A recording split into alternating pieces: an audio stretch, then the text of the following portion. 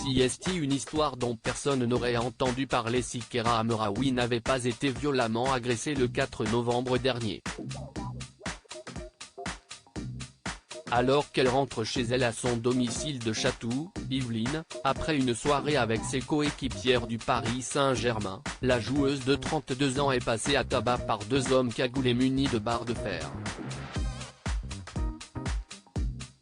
Un véritable traumatisme pour la jeune femme, et l'enquête se penche dans un premier temps sur Aminata Diallo, au volant du véhicule qui la ramenait chez elle ce soir-là. La footballeuse de 27 ans est finalement relâchée par les policiers de la brigade de répression du banditisme de la police judiciaire de Versailles, qui s'intéresse rapidement à une autre piste.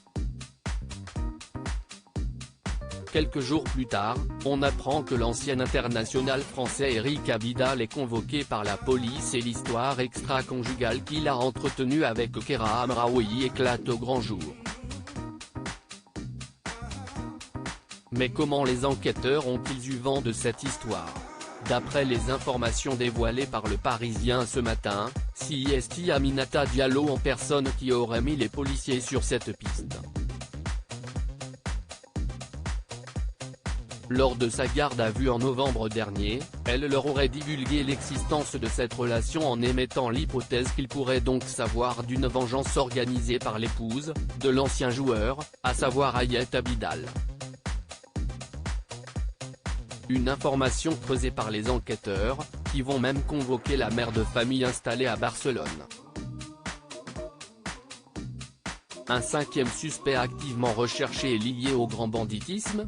Une piste qui ne donne finalement rien, et désormais 4 hommes sont en garde à vue, ainsi qu'Aminata Diallo, qui apparaît de nouveau comme un élément central dans cette affaire. Mise en examen et placée en détention provisoire, elle aurait fait appel à plusieurs hommes plutôt dangereux. D'après les informations du Parisien, un cinquième suspect serait toujours dans la nature. Il s'agirait d'un des deux auteurs des coups portés à Kera Amraoui, mais aucun des suspects ne souhaite le dénoncer par peur des représailles. D'après nos confrères, il pourrait s'agir d'un homme lié au grand banditisme. L'article sur l'agression de Kera Amraoui est à retrouver en intégralité sur le site du Parisien.